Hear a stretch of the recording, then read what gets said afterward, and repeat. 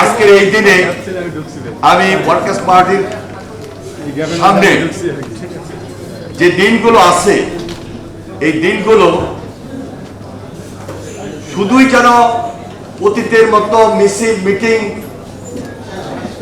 এর মধ্যে সীমাবদ্ধ আমরা না থাকি, আসলেই যেন প্রকৃতপক্ষে জনগণের জন্য, দেশের জন্য যেই দেশ গড়ার কথা বলছি সেই দেশ গড়ার কাজে নেমে যেতে পারে। সেজন্য আমাদের ভারপ্রাপ্ত চেয়ারম্যান জনাব তারেক রহমান যে 31 দফার ঘোষণা দিয়েছে, ওনাদেরকে সঙ্গে নিয়ে যারা আমরা যুগপথ আন্দোলন করছি ফ্যাসিস্টের বিরুদ্ধে থেকে সবাই মিলে জাতীয় ঐক্যবদ্ধ সরকার গঠন করব। দেশ গড়ার কাজে এই বাণীটি, এই ঐক্যটি খুব বেশি প্রয়োজন, তাহলে আরো বেশি প্রয়োজন সুদৃঢ় ঐক্যের। ইনশাল্লাহ সুদৃঢ় ঐক্য নিয়ে আগামী বাংলাদেশটা সুন্দর হবে এই আশাবাদ ব্যক্ত করে আমি আমার বক্তব্য শেষ করছি। খোদা হাফেজ।